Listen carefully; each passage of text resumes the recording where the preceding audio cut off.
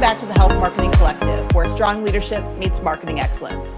I'm your host, Sarah Payne, and I'm bringing you fascinating conversations with some of the industry's top marketing minds.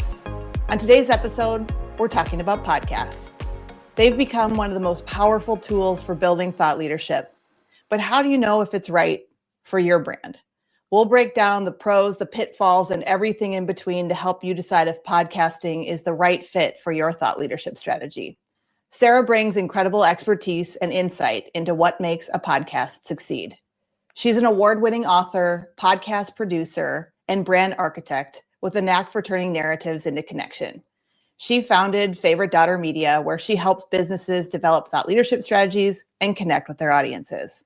She also launched a book earlier this year called Open This Book, The Art of Storytelling for Aspiring Thought Leaders, and you can get your own copy on Amazon. She has so much knowledge and experience to share on this topic, so I'm thrilled to have Sara on the show today. Welcome. I'm so glad this is recorded because that was the best intro I've ever gotten. Show that one to your parents, right? Yes, that's going to be my ringtone. Love it. Well, I'm just thrilled to have you here. Obviously, this podcast, this show would not be here without you and our other producer, Larry Roberts. You've got so much experience. You've worked on so many episodes, not only as a producer, but also as a podcast host yourself. So I thought maybe we'd start with a conversation around why podcasts. Like, what's one thing that really stands out to you about the podcast format in particular, compared to other forms of media when you think about great platforms for thought leadership? Yeah, I think with podcasting, the best part, in my opinion, is how personal it is. Because with most marketing communications, it's so like scripted. It's so like by the book. It's the format is always kind of like stoic, and it's TV ads and things that are just so impersonal. But with a podcast, it's a conversation and it's the face of the brand. It's not a sales message. It's just you and me talking about what we're passionate about. And it lets people actually get to know us instead of just seeing a company. They see the person behind the brand. And it's so great for building trust, building a community. I'm a little obsessed with them. I'm not going to lie. Yeah. And you're so right on all of those things. I agree that the authenticity of the people behind the brand, you know, if you want to be a thought leader, it isn't just thought leadership as a brand. It is bringing forward literally the thought leaders, right, who are the experts at solving these gnarly problems in the industry, actually bringing that forward in a real authentic way. And I think podcasts are a great way to do that. The other thing I wanted to add on to that is that I don't want to make it sound like they're not a lot of work. They are a lot of work. But when you think about, you hit record and 30 minutes later, you have a piece of content. Yes, some back-end production is needed, but that's ready to go, versus a 1,500 word article that's going to go through 5 rounds of revisions over a 3-week period of time, right? It is a way to allow your thought leadership to happen in a very rapid, dynamic sort of way. And I think there's a brilliance to that. Yeah, and it's not just that it's rapid, but it's more genuine. Because if I'm going to write an article, I'm going to write it and then I'm going to rewrite it and then I'm going to put it through an AI to proofread overthink it. Yeah, you overthink it. You like it's so many revisions before it actually goes out. But with a podcast, this is it. Like we're talking, what we say is what you hear, and what you see is what you get. So I think that is another piece of it. With you don't have to try to make everything perfect. You just kind of come as you are. And I love that. It just leads into that authenticity and just being who you are. But then it also does make the whole content creation side easier too, because you take one podcast episode that's 30 minutes and you can have social media content for the month. Yes. If you repurpose it, you have blog posts, you have quote graphics, you have reels, audiograms, all of these different pieces of content that you just take from this one larger piece, and it just simplifies the process. I totally agree with that. And there, you know, we'll get into it. There's a lot of obviously hard work that goes into the upfront planning, and this is hard work. but it can be a great way to make sure you've got regular recurring content that can be repurposed into multiple different channels. So let's talk a little bit about some of the signs that producing a podcast might be the right fit for a brand. Like, when do you think it's a good idea for a brand to start their own podcast? I think it's really if they have somebody who is comfortable being the voice or the face of the brand and that is comfortable speaking and having a conversation, there's no reason not to do it at this point. So many companies are doing this and it's becoming like the number one basically marketing channel. And if you're not doing it, you're almost kind of missing the boat because it's just growing so fast.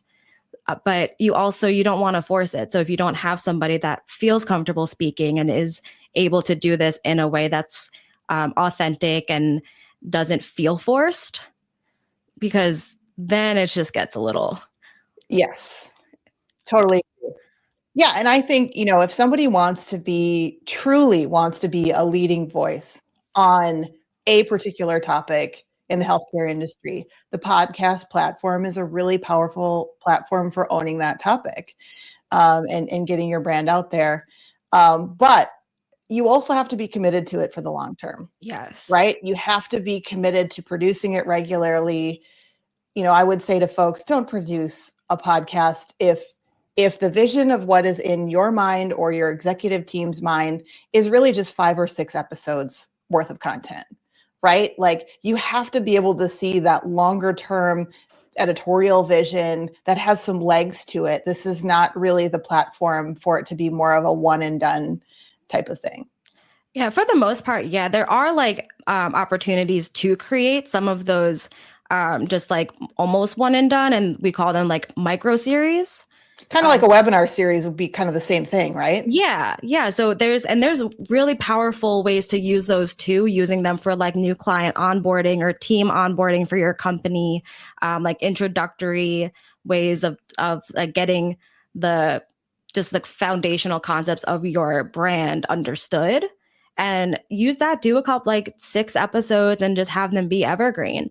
And that is a really great way to get that information across.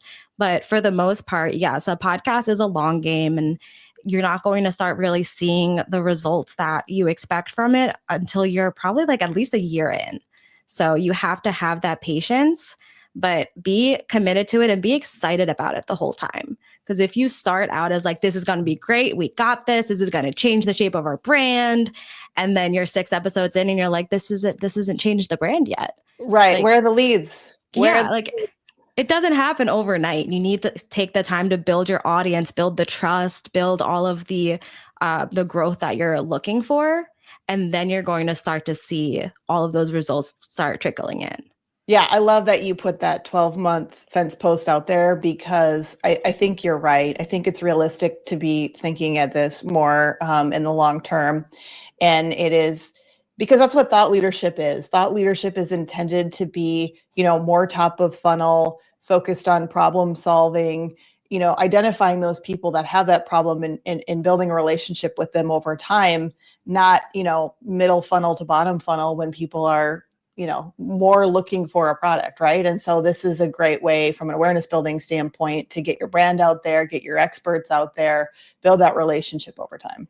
Yeah, and it builds credibility. And Absolutely. That part is super important too. And you don't even have to wait the year and a half to see the credibility results because those can be pretty instant. If you have a podcast and you're constantly talking about the subjects you're an expert in, that credibility is there. So if someone finds you and they want to see like, is this person legit? They go to your social media because they don't go to websites anymore. Those days are gone. They go straight to your social and they see like, oh, I did this podcast and I was a guest on this podcast and here's the one that I host. It's right there. Like, okay, this person must know what they're talking about or else they wouldn't be doing all of these podcasts. 2 things I want to say about that. One is so many of our clients want to get podiums at conferences, right? They want to be accepted to speak at conferences. And what you just said, that's another great example of not just winning new business or earning new business, right? It's also about earning those opportunities to get on the stage. To your point, they're not going to your website and looking at your bio. They're going to your social media platforms to see that you are, in fact, posting content that lines up with the abstract that you are going to submit. And almost every single one of our clients has a goal, an objective to get more speaking opportunities at these conferences. They're highly competitive. And if the panelists that are choosing those, the committee that's choosing those speakers to speak, go to your social media platform and they don't see this type of content out there, you're not going to get the ask, right? So I do think that podcasting also lines up for achieving those types of objectives as well. Yeah, it's kind of like a step one for creating a speaker reel. Because it's like, it always makes me think of when I was in college applying for internships, but you couldn't get the internship without an internship. I know. Yes. It's like when you buy scissors, but you need scissors to open the package. How do you get a speaker reel if you don't have opportunities to be a speaker? You start a podcast. Yes.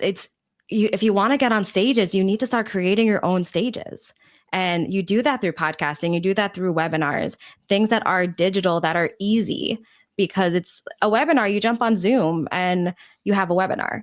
It's not that hard to do. Podcasting, there's a little bit more to it if you want to get on all the platforms, but it's a way to create your own stage. And it's a way to prove that you know what you're talking about and you can speak about it in a way that makes sense and connects. And that's going to get you on a stage a lot faster than just sending out written pitches. Yes, absolutely. So if a brand is starting from scratch, Sara, what's the first thing they should do to really set themselves up for success in starting a podcast? The first thing is before we even talk about this is going to be a podcast, we need to figure out our goal and we need to figure out what is our ULP, and that's unique listener proposition. And you remember this, we went through this whole exercise with you when we were launching this podcast. What is it about you and your brand and your message that's unique? And that's important, whether you're podcasting, blogging, publishing, whatever you're doing, whatever type of thought leadership you're trying to put out there. We have so much information in the world. There's very little that when it comes to data and facts that we can't get from Google. So it's not necessarily you need to start a podcast to teach people about these factual concepts. What is it about you that makes your experience and your perspective on it different and valuable? So thinking about that and what stories that you have and what experiences that you have, that's going to shape all the content that you do moving forward. And when you set your goals, then you're able to align it and really build out a strategy that's going to be impactful. So you're not just kind of throwing things at the wall and seeing what sticks. Yeah, I love the directness of what you said there in terms of, what is that unique perspective? And I remember this being the hard part when we started this show. I mean, I knew what I wanted to do in my head, right? It was this idea in my head, and it takes a lot of hard work to define it extremely well on paper. And you and Larry were great partners in helping me do that. Yeah, and it's so important. And it's a step that I honestly see people skip all the time. They go straight to the I have a podcast, but they forget the why do I want a podcast? It's not just about having one. It's about using it and setting it up in a way that's going to have an impact and have, we talk about ROI and return on investment, but what's the return on impact? What impact is this show going to have? 100%. Yeah. So let's talk about how to create a podcast that serves the audience while also aligning with brand goals. Yeah. I mean, the first step is, who is your audience? And you have to really know that. And a lot of the times the audience part seems like the easy part, but it's not. Because you might be wanting to talk to your target audience, as in who it would be your client for your business. Or you might want to be talking to people that could be partners for your business, or it's more broad and it's businesses that you it's more of a B2B conversation. Who is it exactly that you're talking to? Who is it that could benefit from your message? And it's not always as obvious. I've had to stop clients in the middle of figuring out what it is of this is not what your audience wants. and they realized that their goals and their audience just weren't aligning. You said earlier, a lot of people skip over the goal setting stage, and I think they skip over the target audience definition stage. Because again, I think we think that it's obvious, or we sort of take that for granted, or it's in our head. But then, there's a lot of assumptions that are being made between the group of people that are involved in producing it, and there isn't that real clear filter for topic selection, guest selection, all of the things. And you just get right down to it. And then perhaps the content isn't really hitting the nail on the head in terms of what that audience really needs. So you're going to struggle to build that audience over time. It's funny. I was just running a workshop at a conference for the Association for Financial Counselor and Planner Education. And the workshop brings everyone through the process that we brought you guys through. Basically, it's figuring out what your goals are, who your audience is, what your UVP is, unique value proposition. And I had people come up to me after, like, I was going to launch my podcast in January. I was ready to go. And then I came to your session, and thanks a lot. I am not ready to go. They had skipped all of those steps. They just came to, okay, I've got the name and I'm going to say this, and here we go, which is fine if you just want a podcast to have a podcast. But if you want a podcast and to reach goals and to make an impact on what you're doing or what your industry is doing, you can't skip the beginning. You have to set the goals. You have to know your audience. You have to figure out what your message is and how it can relate to who you're speaking to. You have to figure out what the why is behind saying, I want a podcast. 100%. And again, this is stuff that marketing leaders know. But again, I think that there is danger in shoehorning what might be a broader marketing objective into then that just serves your podcast as well. And actually, you need to really define that. You need to really get in and figure that out. Yeah, I just had a conversation with a new client. They have 3 target audiences. And she's like, okay, so how can we design a podcast for all of them? And I had to break the news of we can't, because the podcast is going to be like Frankenstein together. Just not going to make sense. So the other step in addition to starting a podcast is starting a whole content marketing strategy and plan. So instead of trying to shoehorn all of these audiences into one podcast, how do we aim the podcast at one audience, but then repurpose that content to reach a different audience and use like this one piece of content that we have and just tailor it to fit the audiences instead of trying to just have everything talk to everybody. Yeah. Smart advice. Really smart advice. Another mistake I think people make is thinking, oh, well, this is an owned channel and we can say whatever we want to say. And while that's true, most people don't want to tune in for commercials. Yes. If that was the case, we wouldn't have a fast forward option to get through the commercials on TV, right? Yes. We'd even have an entire streaming channel devoted to commercials. Can you imagine just sitting down? I think it's called like the Home Shopping Network. Yeah, true. Click to buy. Yes. Yeah. My mom would fall asleep to those and then wake up in the middle of the night and order things and then forget. It was hilarious. But she fell asleep to it, right? Yeah. This is my point. Yep. People aren't there. They don't really want that. They're going to fall asleep. Yes. So my point is don't pretend that your podcast is about that leadership and then just hit them up with the promotional content about your company, right? Don't do the bait and switch. You're not going to build an effective audience that way. And I don't think it's typically the marketing department that makes that mistake. It's usually the executive team thinking, oh, hey, let's talk about how great we are. And don't get me wrong, there's a time and a place and a way to do that inside of the thought leadership, but you really have to focus the content on serving your audience. Say it louder for the people in the back. I know, right? And so often that is solving their problems, right? I like to think of it like each episode is another problem that you're solving. And maybe it's the same one, but you've got different takes on solving that problem. But people are not searching for products. They're searching for solutions to their problem. So start there. Yeah. I mean, that's a misconception that we see all the time, because when we are launching a podcast for a brand or for a business, it's called a branded podcast. But the podcast is not about the brand. It's about the vision and the values behind the brand. It's about serving the clients that you'd serve through your brand. And if you're about to start a podcast and the goal that you set is to bring on clients, is to increase sales, don't start a podcast. Right. Because you're starting an infomercial. Like, your goal has to be exactly what you said, to serve an audience, to offer value. And when you do that, you're building trust, you're building relationships, you're building a community, and you become that thought leader. You become that person that's top of mind for what it is you're talking about. So when someone is ready, like, okay, this is what I need, you're who they go to. You become that trusted source for that service. You don't have to be selling, and you shouldn't be selling. I've heard people actually give their price list on a podcast. No. Yes. No. Yes. They like, yeah, so if you want to work with us, like, here's our services list. And I'm like, that's not why we're here. Delete. Yeah. No, I agree with you 1,000%.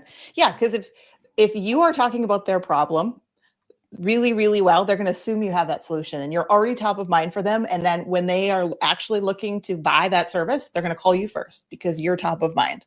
Yeah. Another thing with that too is people are afraid to kind of like draw back the curtain and talk about how they do things, because it's like, well, if I tell them how to do it, they'll just do it themselves. Or I'm giving away my secret sauce or the proprietary. Yeah. No, you're not though. And like, if the people who are going to do it themselves, it's because they don't have the budget to pay someone to do it. So you're not. They would have done it already. They would have done it already. Yeah, or they wouldn't have the budget, so they would never have paid you anyway. So who is it hurting if they have a few new ideas to try to implement? But the people who do have the budget to do it, they care more about their time than their money. It's worth more to them. Yeah. So why would they try to learn how to do it themselves and put in all the time and figure out how to do it? Not only just do it, but do it well and do it right. When what you did by telling them how you do it is prove that you know how to do it. Yes. So well said. Let's talk about selecting a host. Pick Sarah. Either Sarah. Both Sarahs. Either of us. Either I meant you, but me too. Let's talk about what qualities or skills that brands should be looking for in their host. And because I've seen one mistake that I've seen companies make is to assume that the leading subject matter expert at their company should be the podcast host, right? Like, that's just the default, make it that person. Subject matter expertise is important, but it also needs to overlap with someone who's good at connecting with people, good at natural storytelling, has innate curiosity to ask good questions, and frankly, a level of charisma in their personality. Absolutely. And it kind of brings back to what you were saying before, that like the marketers know this, but it's the C-suite. It's the executives that don't necessarily get it, that they want it to be a sales message because we're putting money towards it. We need to see an immediate return. It has to be a marketing channel.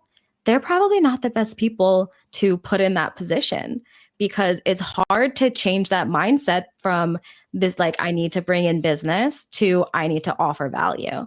So a lot of the times, the person that's going to be a better fit is probably someone in the marketing department, the person in charge of branding, the people that are in the more creative spaces. And then some of the other experts within the company could be guests, right? Where you take, different opportunities to draw out that expertise. Yeah. And it might not be the most senior level person that's going to be the best at it, because they're going to have that curse of knowledge. They're going to know something so well and so deeply that it's really hard to dial it back. There's been times that I'm talking to somebody about what they do in their industry, and I have to be like, okay, stop, picture me as a 5-year-old, and now say it again. Yes. Because you're just kind of programmed. They're too close. Yeah, you're programmed to talk about it at the level that you would talk about it in like a board meeting and with your peers who get this. But if we're listening to your podcast, we don't get it. So and then some of that board presence comes with a level of polish and varnish that doesn't play as well in this format either, right? We need you to come in as a human, and not as an executive, right? And to be able, and this is what I mean by that connection with people, and this just being real versus delivering a key message, if you will. Yeah. And this isn't true for every company. I mean, I've produced podcasts for CEOs of companies and they're a lot of fun and they have the Yes, personality, but it just depends on the person. If you are that absolutely. person, do it. But if you're not and you know that you're not and you can, and this isn't what you want to do, it's not worth your time, like when you could be spent focusing on other things that are more important, hand it off to someone in marketing or in client relations, someone who has the love and the creativity and the passion for it, because they're also just going to represent your brand so well because they love it so much. Yeah, They're talking absolutely. about what they're passionate about.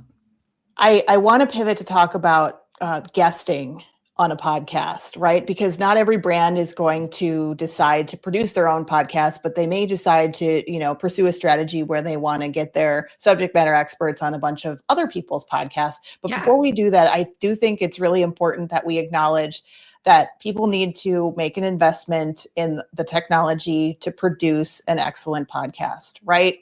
You can have a great expert, a great host, and great content, but it can all be wrecked by not having high quality content that allows that to get out there.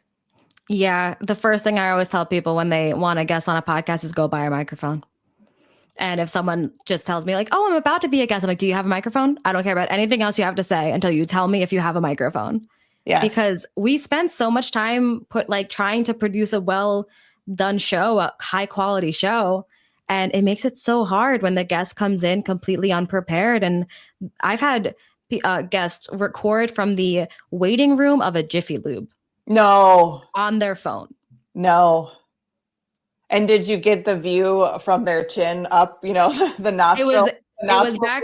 Oh my God. We would have. It was back when it was audio only.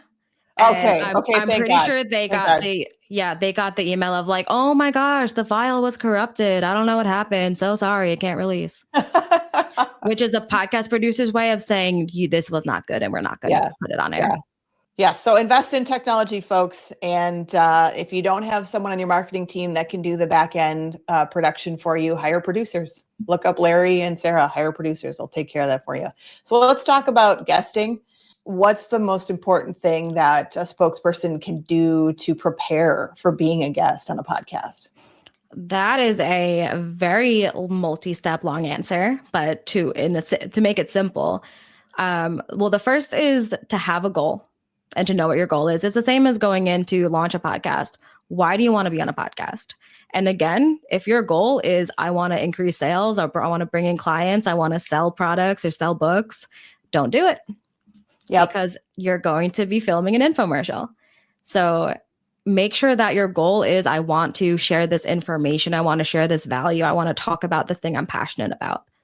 And that is the biggest piece of it, really, because if you go on a podcast and start pushing sales messages, you've just lost the show. They're not going to release it. The host just wasted their time. The team wasted their time. They might call you and tell you they had a technical problem with your episode. if they're chicken like I am, because I'm not brave enough to be like, oh no, we just didn't like it. I will lie. But that really is the first piece, is making sure that your plan is to lead with value, and then have a way that you can still turn it into a business opportunity. And that comes in at the end. So at the end of every podcast, most podcasts, the host will say, how can people get in touch with you or learn more or work with you? That is your sales opportunity. That is the moment when you tell them how they can work with you. You don't give your prices lists and all of that, but you tell them where they can find you. And what you should do is have that be a lead magnet. So have something, have a way to actually capture those listeners and continue that conversation. So be prepared and create lead magnets, have them be basically like the next step in that conversation. So if you want to learn more about this or take a deeper dive into what we talked about, go to this URL and download my ebook on this. And when I do that, I have it embedded on just a landing page on my website. So I can even say, and while you're there, you'll see my contact info, my socials, like everything will be there because it's on my website, but I'm sending them directly to something that just gives them more value. Love that. Love that. Such great advice. I want to share a couple tips as well for folks. listen to some other episodes that the podcast has produced. It's going to allow you to get to know the host better. It's going to allow you to understand the format and know kind of what you're getting into, what questions you might be asked. I often will advise clients to anticipate questions you might be asked, but absolutely do not come in scripted, because people can smell that coming from a mile away, and it doesn't work in this format. We talked about it earlier. This is meant to be authentic and genuine, right? Kind of have an outline of the main points that you want to make. Think about what you're going to be asked and think about how those things flow together naturally, but don't over prepare, because it's going to come across scripted. Yeah, I don't even like thinking of it as an interview. I feel like when you think of it as an interview, it's like just feels uncomfortable. It's like it's a job interview or something, and you have to get the right answers. It's a test, and there's a right and a wrong. Yeah, and it's just like, okay, here's the answer to that next question. That's not what this is. This is a conversation. Oh, I love that. Yeah, you have to be going in like, I'm ready to have a conversation about this topic, and then you just talk. I was going to say, it's kind of like you're building a friendship. I don't mean to throw around friendship like I consider that every new person I meet on the street is an automatic friend of mine. Just more of, you spend 30 minutes together and you're going to know a heck of a lot more about who that other person is at the end of it, right? And so if you think of it as that conversation, connection, and a relationship builder, to your point, it's like, we just happen to be recording this conversation. Yes. And it really should be about that relationship. Like, you're not only doing this for the audience, you're doing this for the show and for the host. And the worst thing that you can do when you want to be a podcast guest is make it transactional. That is like, we hate that as hosts, when you just come on, okay, here's my spiel. Here's how to reach me. Okay, bye. Yeah. Like, no, this is a relationship. I want you to continue to interact with me. I want you to continue to support my show and my brand so that I can continue to support your show and your brand. And the more you do that, the more you're like reaching out and celebrating that, like, I'm going to be on this show and look at this person that I'm going to talk to and all of that, the more we'll promote your episode.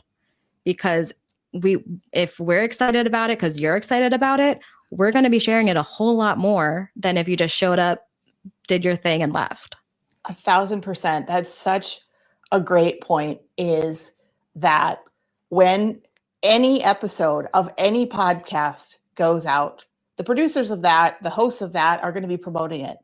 But they love when the guests are promoting it. And this is the reciprocal, right? You can even do guest swap, right? You go on someone else's podcast, they come on yours. And it's just this great relational way to be giving something back to each other from a marketing perspective.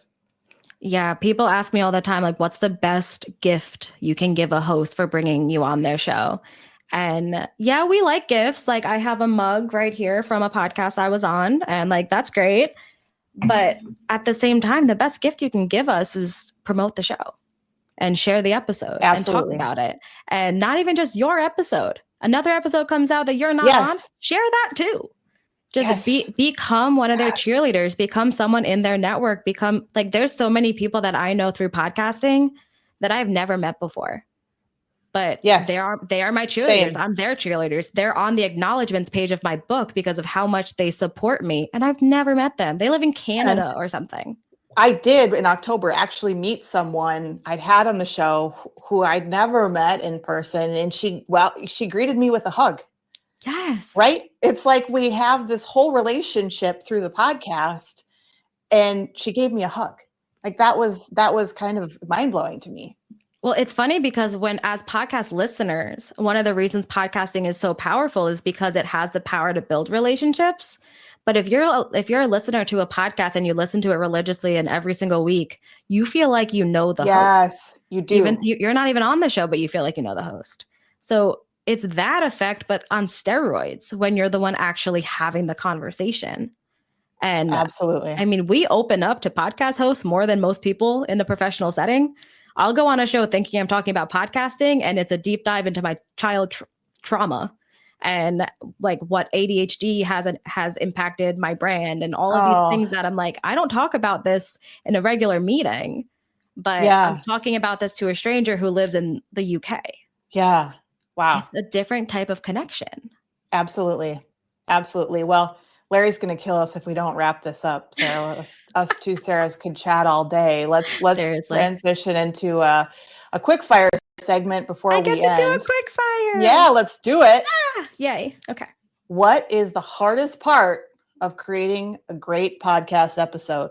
The hardest part for each episode is having something unique of value to bring, especially if you've been hosting the show for a while or it's a solo show that you don't have guests on. Like my show is called Branded and it's me and Larry co-hosted together. We'll be sitting there before recording like, all right, we've already talked about this. Now what do we talk about? No, we talked about that already. So you have to really take the time to think about what messages that you're trying to get out there and what different perspectives you can lend to it, and always be giving some type of unique piece of value so that every episode is worth listening to. Love that. In one word, what makes a podcast successful? Authenticity. Love it. I agree with that one. Who is one of the greatest podcast hosts that you listen to for inspiration for yourself? Sarah Lohse. No, I'm kidding. Joe Saul-Sehy. He is the host of Stacking Benjamins. He is the first show that I guested on. He wrote the foreword for my book. He is a huge, huge part of how I do and why I do what I do. Just amazing all around guy. And similar question, little different. Outside of the podcast that you produce, what's one of your favorite podcasts to listen to? Okay, so it's called Potterless. And I don't know that one. I know all of your episodes. It's like, what podcast do you listen to for inspiration and for your industry and all of that? Potterless is about Harry Potter. And it's like a 20-something-year-old guy who's never read or watched them, reading them for the first time and talking about it. And it is hilarious. And it feeds my little inner nerd. And it is the first podcast I ever listened to. And to this day, one of the few that I actually listen to regularly. Oh, wow. That's so cool. So weird and so niche, but I love it at the same time. It's fantastic. What's your one word for 2025 for your own personal, professional life? What's your one word? Unapologetic. Ooh, that's such a great one. Awesome. Well, thanks so much for being here, Sarah. This was really fun. And of course, I've got to ask you, how can listeners get in touch with you? Oh, I didn't even know you were going to ask. I didn't see this coming. I'm not prepared. We mentioned my book is called Open This Book, and it's all about storytelling. If you want to start figuring out what your story is and how you can tell it so that you could be on podcasts or on stages, I did take all of the writing prompts from it and put it into a journal. It's downloadable for free at openthisjournal.com. And while you're there, you'll see all my socials, my contact info. You can get in touch with me, and I would love to hear from you. You nailed it. That was a great example of how to answer that question. I hope everyone took notes. I was going to do another plug for your book and tell people to go to Amazon, put it in their cart, buy it so they can get all these great. There it is, folks. There it is. Put it in your cart, buy it, read it this weekend. You nailed it. And that was a great example for how people can take that opportunity to sell at the end of a podcast. It's like I've done this before. I know, right? Well, folks, thanks for joining us. And if you enjoyed the conversation today, do us a favor and subscribe wherever you get your podcasts. Thanks for being part of the Health Marketing Collective, where strong leadership meets marketing excellence, because the future of healthcare depends on it. We'll see you next time.